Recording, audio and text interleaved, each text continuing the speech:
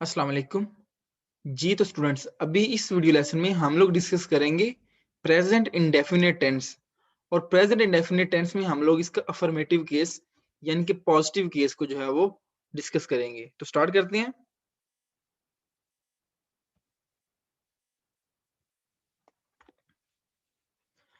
जैसा कि आपको आइडिया, हम लोग ग्रामर के ऊपर बात कर रहे हैं और ग्रामर डिस्कशन में हम लोग पार्ट्स ऑफ स्पीच के ऊपर अपने 20 वीडियोस मुकम्मल कर चुके हैं। अभी हम लोग डिस्कस कर रहे हैं इंग्लिश ट्रांसलेशन यानी कि टेंसेस को। और टेंसेस में ये हमारी सेकंड वीडियो है जिसमें हम लोग बात करेंगे प्रेजेंट इंडेफिनिट के ऊपर। तो प्रेजेंट इंडेफिनिट को उर्दू में हम लोग फेल हाल मुतलक भी बोलते हैं। अपने डिस्कशन को प्रोसीड करने से पहले सबसे पहले हम देखते हैं कि क्योंकि बेसिकली हम ट्रांसलेशन के लिए पढ़ रहे हैं टेंसेस को कि उर्दू से इंग्लिश में ट्रांसलेट किस तरह से करना है। तो उर्दू से जब इंग्लिश में ट्रांसलेट करते हैं तो सबसे पहला काम होता है वो ये होता है कि हमने फिक्रे को आइडेंटिफाई करना होता है कि जो उर्दू का दिया गया फिक्रा है ये किस टेंस का है। पिछली वीडियो में हम लोग बात करके आ चुके हैं कि टोटल 12 टेंसेस हैं, 12 टेंसेस हैं। तो सबसे पहले ट्रांसलेट करने से के लिए हमें देखना होगा कि ये किस टेंस का फिक्रा है। तो प्रेजेंट इंडेफिनिट के लिए हम देखेंगे कि कौन से फिक्रे जो है वो प्रेजेंट इंडेफिनिट के होंगे, उनकी पहचान क्या होगी, उनकी शिनाख्त क्या होगी। यहाँ पर लिखा हुआ है जिन जुमलों के आखिर में ता है, ए है, तू है, ती है वगैरह के लफज आते हैं वो जुमले प्रेजेंट इंडेफिनिट टेंस के जुमले कहे जाते हैं। मसलन वो अच्छी किताबें पढ़ता है, ठीक है, ता है आ रहा है, वो अच्छी किताबें पढ़ता है। तो ये जो ता है ये किसकी निशानी है कि ये फिक्रा प्रेजेंट इंडेफिनिट का है। प्रेजेंट मतलब ये काम अभी भी हो रहा है, ता है आ रहा है, ठीक है। Present indefinite tense. नसीमा हमेशा सच बोलती है, ती है, अभी भी बोलती है। अभी भी बोलती है तो मतलब प्रेजेंट। और ये जो ती है ये किसको इंडिकेट कर रहा है, इंडेफिनिट को, ठीक है। तो ये बोलती है ये किस चीज की निशानी है, प्रेजेंट इंडेफिनिट टेंस की। इंग्लिश इधर लिखी है लेकिन अभी हमारा इंग्लिश को डिस्कस करना मकसद नहीं है, अभी जस्ट हम पहचान को पढ़ रहे हैं।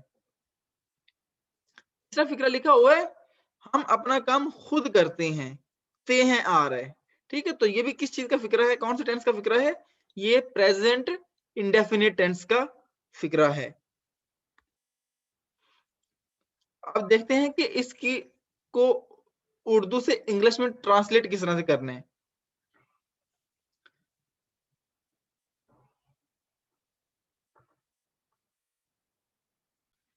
जी तो बात कर रहे थे अंग्रेजी में हमें तर्जमा किस तरह से करना है, उर्दू से इंग्लिश में ट्रांसलेट किस तरह से करना है।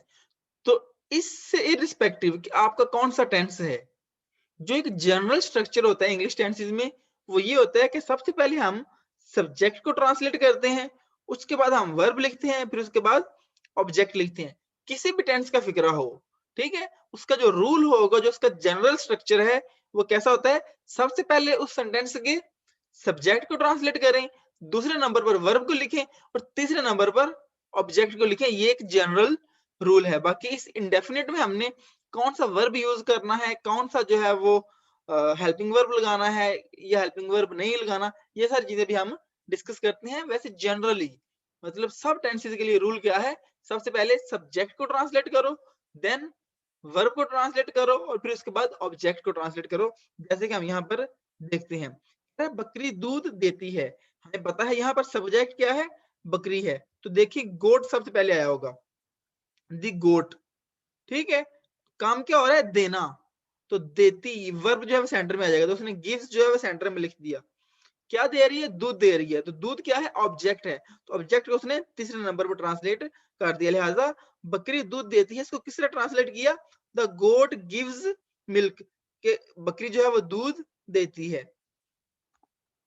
आगे कह रहा है वो अच्छी किताबें पढ़ता है, सब्जेक्ट क्या है, वो है, तो उसने ही लिख दिया। काम क्या हो रहा है, पढ़ने का, रीड्स दूसरे नंबर पे आ गया, सब्जेक्ट पहले नंबर पे, वर्ब दूसरे नंबर पे, और क्या पढ़ता है, अच्छी किताबें, गुड बुक्स जो है वो लास्ट पे आएगा जो कि हमारा ऑब्जेक्ट है। इसी तरह क्रीम अपने दांत साफ करता है, क्रीम जो कि सब्जेक्ट है स्टार्ट में आ गया, साफ करना क्लीनिंग, ये जो है क्लीन्स वो सेंटर में आ गया, और क्या साफ करता है, अपने दांत साफ करता है, जो कि क्या है, ऑब्जेक्ट है, लिहाजा ये जो दांत का वर्ड है ये एंड पे आ जाएगा, हिज टीथ। अब हम पर्टिकुलरली प्रेजेंट इंडेफिनिट के लिए क्या रूल है उनको पढ़ते हैं। तो प्रेजेंट इंडेफिनिट के लिए जो रूल है वो यहाँ पर ये लिखे हुए हैं।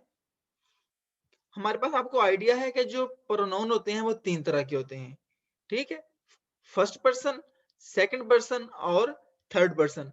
फर्स्ट पर्सन हमने डिस्कस किया था, आई और वो ये फर्स्ट पर्सन है, यू सेकंड पर्सन है, उसके बाद ही शी इट या दे जो है ये क्या है, थर्ड पर्सन है। तो जब प्रेजेंट इंडेफिनिट में हम लोग ट्रांसलेट कर रहे होते हैं तो हमने ये चीज देखनी होती है कि अगर हमारा सब्जेक्ट जो है वो ही शी इट या सिंगुलर है, ही शी इट यानी कि थर्ड पर्सन है या कोई सिंगल चीज है, तो क्या करेंगे, हम सबसे पहले सब्जेक्ट लगाएंगे, उसके बाद हम वर्ब की पहली फॉर्म लगाएंगे, और फिर उसके बाद हम एस या ईएस का इजाफा करेंगे वर्ब की जो पहली फॉर्म है, और लास्ट में हम ऑब्जेक्ट को ट्रांसलेट कर देंगे। अब अगर हमारे पास ही शी इट के अलावा कोई सब्जेक्ट है, ये जो ही शी इट ये सब्जेक्ट की बात हो रही है। अब हमारे पास सब्जेक्ट है, आई है, वी है, यू है, दे है, या कोई और प्लूरल है, जमा चीज की बात हो रही है, तो उसके लिए ये रूल लगेगा कि सबसे पहले सब्जेक्ट को लिखो, फिर वर्ब की पहली फॉर्म को लिखो, और एंड पे ऑब्जेक्ट को ट्रांसलेट कर दो। तो इस तरह से जो है वो हम लोग ट्रांसलेशन करेंगे। हम इसको एग्जाम्पल से मजीद क्लियर करते हैं। ये जो बात मैंने अभी आपको एक्सप्लेन किया यहाँ पर उर्दू में लिखी हुई है। सादा जुमले कहते हैं जो पॉजिटिव सेंटेंस होते हैं। पॉजिटिव कहते हैं जिसमें यहाँ ना ही कोई नेगेटिव होती है, ना ही नॉट आ रहा होता है, और ना ही सवालिया फिक्रे होते हैं, ठीक है। 3 तरह के फिक्रे होते हैं किसी भी टेंस में, पॉजिटिव फिक्रे या अफर्मेटिव सेंटेंस, दूसरे नेगेटिव फिक्रे, और तीसरे इंटेरोगेटिव। तो कह रहा है सादा जुमलों यानी कि अफर्मेटिव सेंटेंस, ये वाले अफर्मेटिव सेंटेंस में वर्ब का इस्तेमाल इस तरह से होता है कि आई वी यू दे और दीगर सभी जमा के साथ, यानी कि आई वी यू दे और जमा के साथ वर्ब की पहली फॉर्म इस्तेमाल करते हैं, तो वर्ब की फर्स्ट फॉर्म यूज कर रहे हैं। इसके अलावा ही शी इट और दीगर सभी वाहद सब्जेक्ट के साथ, यानी कि ही शी इट और जो सिंगुलर हैं उनके साथ वर्ब की पहली फॉर्म लगाएंगे और साथ में एस या ईएस का इजाफा कर देंगे। अब आगे जाने से पहले सब्जेक्ट के साथ एस या ईएस, सॉरी किस वर्ब के साथ एस या ईएस लगाना है वो देख लेते हैं, फिर हम लोग जो है वो कुछ सेंटेंसेस को पढ़ेंगे, तो फिर हमें जो है ये बिल्कुल जो है वो क्लियर हो जाएगा। तो एस और यस किस वर्ब के साथ लगाना है उसका रूल कुछ यूं लिखा हुआ है। अगर किसी वर्ब के आखिर पर एस आ रहा हो, एस एच आ रहा हो, सी एच आ रहा हो या एक्स आ रहा हो, तो उसके साथ हम ई एस लगाएंगे। जिस तरह पास एस आ रहा है तो हम इसको प्लूरल बनाने के लिए इसके साथ ई एस लगाएंगे। वॉश, ठीक है, तो वॉश के साथ आगे वॉशेस लगाएंगे, एस एच आ रहा है। कैच, सी एच के साथ ई एस लगाएंगे। मिक्स, मिक्स के साथ ई एस लगाएंगे क्योंकि ये एंड किसी से हो रहा है, एक्स से हो रहा है। ये भाई हम वर्ब की बात कर रहे हैं। हमने बात की है ना कि अगर सिंगल हमारा सब्जेक्ट हो तो आगे जो वर्ब यूज करेंगे, वर्ब की जो फॉर्म ऑफ वर्ब है वो पहले यूज करेंगे, first form of verb use करेंगे और उसके साथ एस या ई एस लगाएंगे। तो ये हमें बता रहा है कि किस वर्ब के साथ एस या E S, sorry E S के इजाफा करेंगे, मतलब किस रूल के तहत हम एस लगाएंगे और किस रूल के तहत ई एस लगाएंगे, वो ये बता रहे हैं हमें। ठीक है, तो जिनके साथ S, S H, C H और एक्स एंड पे आ रहा हो उसके साथ हम ई एस लगाएंगे, बाकियों के साथ क्या लगेगा, एस लगेगा। ये एस और ई एस की जब एडिशन करेंगे उसकी बात हो रही है। सब verbs ending in O have, yes, वो वाले वर्ब जिनके एंड पे ओ आ रहा हो उसमें हम क्या लगाएंगे, ई लगाएंगे। जिस तरह गो के साथ ईएस लगाएंगे, डू के साथ ईएस लगाएंगे, डज बन जाएगा। अच्छा जी, अब हम थर्ड रूल देखते हैं। कह रहा है when a verb ends in a consonant plus Y, the Y changes to IES. कि अगर हमारे पास कोई वर्ब है जिसके एंड पे क्या आ रहा है, वाई आ रहा है, लेकिन उस वाई से पहले क्या है, कांस्टेंट है, मतलब ए या यू के अलावा कोई जो है वो अल्फाबेट है, तो हम क्या करेंगे, वाई को खत्म करेंगे और उसकी जगह पे क्या लगा देंगे, आईईएस लगा देंगे। जिस तरह हरी, हरी एक वर्ब है तो उसको उसके एंड पे क्या आ रहा है, वाई आ रहा है, लेकिन वाई से पहले क्या है, कांस्टेंट अल्फाबेट है, तो इसलिए इसने क्या किया, वाई को खत्म किया और आईईएस लगा दिया। ये जो हमने पूरी स्लाइड में पढ़ा, ये बेसिकली क्या पढ़ा है कि वर्ब के साथ एस या ईएस किस रूल के तहत लगाना है। ठीक है, ये तो फाइनल हो जाएगा कि हमने जो है वो अगर सिंगुलर सब्जेक्ट है तो उसके साथ जो वर्ब यूज करेंगे उसके साथ एस या ईएस में से कोई लगाएंगे, लेकिन एस कब लगाएंगे और ईएस कब लगाएंगे ये हमने बेसिकली स्लाइड के अंदर डिस्कस किया है। तो अब जो है वो हम लोग नेक्स्ट मूव करते हैं। अब हम मिसालें पढ़ते हैं कि हम इसको ट्रांसलेट किस तरह करेंगे। सारे रूल हम लोगों ने पढ़ लिए हैं, अब हम देखेंगे कि ट्रांसलेट करना किस तरह से है। तो कह रहे हैं मैं सुबह सवेरे उठता हूँ, ये एग्जाम्पल है। तो इसमें सब्जेक्ट क्या है, देखिए रूल यही है, subject plus first form of verb plus object. तो सब्जेक्ट क्या है, मैं, और काम क्या हो रहा है, उठने का, अवेक या राइज, और ऑब्जेक्ट क्या है, सुबह सवेरे। तो ये कुछ यूं होगा, आई, उठने को क्या कह रहे हैं, गेट अप, ठीक है, आई गेट अप, और ऑब्जेक्ट क्या है, अर्ली इन द मॉर्निंग। अब इसमें रूल देखें, क्योंकि आई यूज हो रहा है जो कि प्लूरल के लिए यूज होता है, मतलब फर्स्ट पर्सन, और ये प्लूरल यूज होता है, तो इसलिए हम इसके साथ जो गेट अप लगा रहे हैं, गेट के साथ ना हम एस लगा रहे हैं ना ईएस लगा रहे हैं। हमने रूल क्या पढ़ा था, अगर हमारा जो सब्जेक्ट है आई, वी, यू, दे या कोई प्लूरल हो, तो हम सिर्फ फर्स्ट की और वर्ब की फर्स्ट फॉर्म लगाएंगे, कोई भी एस या एस की एडिशन नहीं करेंगे। तो हमने सिर्फ ये गेट अप लगा दिया, एस या एस का इजाफा नहीं किया, और आगे हमने जो है वो ऑब्जेक्ट को वैसे कैसे लिख दिया, अर्ली इन द मॉर्निंग, यानी कि सुबह सवेरे। अब हम कुछ और एग्जाम्पल देखते हैं, ये तो डिस्कस कर ली है। अब कह रहे हम अपना काम खुद करते हैं, सब्जेक्ट क्या है, वी, ठीक है, हम, काम क्या हो रहा है, मतलब काम करना, काम की बात हो रही है, ठीक है, खुद करते हैं, ठीक है। तो वी डू आवर वर्क, अपना काम करते हैं, आवर सेल्व्स, खुद। तो यहां पर देखें, ये जो हम है, ठीक है, ये प्लूरल है, ठीक है, तो इसलिए इसके साथ जो हेल्पिंग वर्ब आया, सॉरी वर्ब आया डू, उसके साथ एस या एस की एडिशन नहीं होगी। तो सिंपल उसने जो है वो डू लगा दिया, जो कि पहली फॉर्म है वर्ब की, और आगे जो है वो ट्रांसलेट कर दिया है आवर वर्क आवर सेल्व्स, मतलब ऑब्जेक्ट को जो है वो ट्रांसलेट कर दिया है।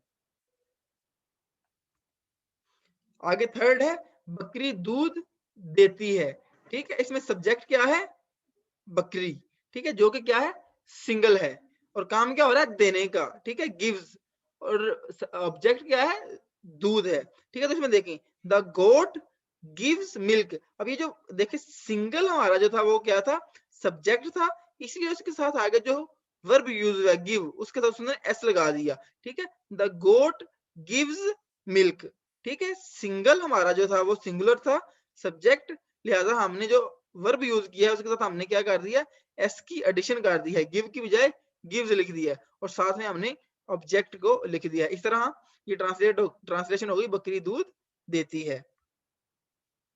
आगे कह रहा है करीम अपने दांत साफ करता है। अगेन करीम क्या है, सब्जेक्ट है और क्या है, सिंगल है, इसलिए हम जो वर्ब लगाएंगे उसके साथ एस या यस में से किसी एक चीज की एडिशन करेंगे, ठीक है। तो कह रहा है करीम, मतलब जो उसका जो सब्जेक्ट है, काम क्या हो रहा है, साफ करना, क्लीन्स, ठीक है, ऐसे क्यों लगा रहे हैं, क्योंकि ये सिंगल है, ठीक है।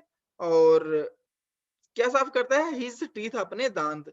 और इनमें सब में देखें, एंड पे ता है आ रहा है जो कि, सॉरी ताहू आ रहा है जो कि इंडेफिनिट की पहचान है, ते है आ रहा है जो कि इंडेफिनिट की पहचान है, ती है आ रहा है जो कि इंडेफिनिट की पहचान है, ता है आ रहा है जो कि इंडेफिनिट की पहचान है, प्रेजेंट इंडेफिनिट की। तो इस तरह से हमने देखा कि प्रेजेंट इंडेफिनिट के सेंटेंसेस को किस तरह से ट्रांसलेट करना है। अब यहाँ पर एक छोटा सा रूल लिखा हुआ है, ये आप देख लें। ये जो है वो हमारा जो पेपर में एक क्वेश्चन आता है ना, कि करेक्ट फॉर्म ऑफ वर्ब वाला ऑब्जेक्टिव में 5 नंबर का क्वेश्चन आता है, उसमें जो है ये बड़ा हेल्पफुल है। कह रहा है present indefinite tense is used to express general statement and to describe acts that are habitual or usual. कि जो प्रेजेंट इंडेफिनिट टेंस है ये इस्तेमाल होता है किसके लिए, एक्सप्रेस जनरल स्टेटमेंट, जो जनरल स्टेटमेंट होती है उनको एक्सप्रेस करने के लिए यूज होता है, और दूसरा describe acts that are habitual or usual.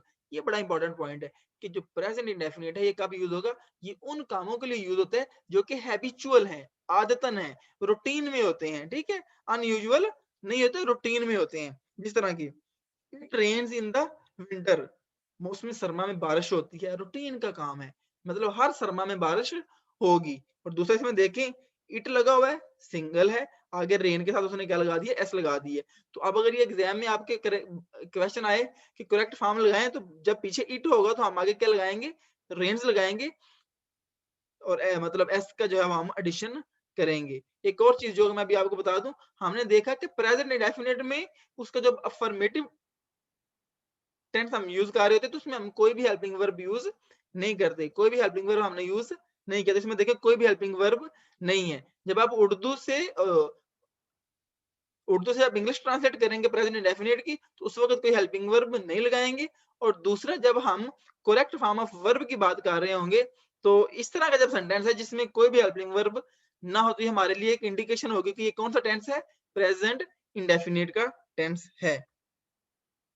आगे, they work hard all the day, वो सारा दिन सख्त मेहनत करते हैं। दे यूज हुआ है, आगे जो हेल्पिंग वर्ब है उसके साथ एस और यस नहीं लगा, और कोई भी हेल्पिंग वर्ब इसके अंदर नहीं है। The sun sets in the west, जो सूरज है वो मगरब में गरूब होता है। सन अकेली चीज है, सिंगुलर है, आगे जो आपने वर्ब लगाया है उसके साथ आपने एस का एडिशन कर दिया है। I do not take my meals at night, ठीक है, आई है जो कि प्लूरल यूज होता है, इसलिए डू के साथ एस या एस नहीं लगा, और do not take my meals at night ये बहरहाल नेगेटिव सेंटेंस है जिसको हम नेक्स्ट वीडियो में डिस्कस मजीद डिटेल से करेंगे। Do you go to school every day, क्या तुम जो है वो हर रोज अपने स्कूल जाते हो, ये भी जो है वो रूटीन का काम है, ठीक है, मतलब स्कूल जाना रूटीन का काम है, ठीक है, खाना खाना रूटीन का काम है, मेहनत हर रोज करना रूटीन का काम है, सूरज का हर रोज गुरूब होना रूटीन का काम है। तो जब इस तरह के सेंटेंस हो जिसमें कोई रूटीन बताई जा रही हो, वो सेंटेंस किसके होंगे, प्रेजेंट इंडेफिनिट के सेंटेंस होंगे। तो ये थी हमारी सारी डिस्कशन प्रेजेंट इंडेफिनिट के बारे में। I am very much hopeful आपको जो है जो हमने डिस्कस किया वो अच्छी तरह से समझ आ चुका होगा। इवन देन अगर आपका कोई क्वेश्चन हो तो आप जो है वो कमेंट सेक्शन में जरूर पूछ सकते हैं। वीडियो को जो है अपने दोस्तों के साथ शेयर करें ताकि वो भी जो है वो लर्न कर सकें। Thank you very much.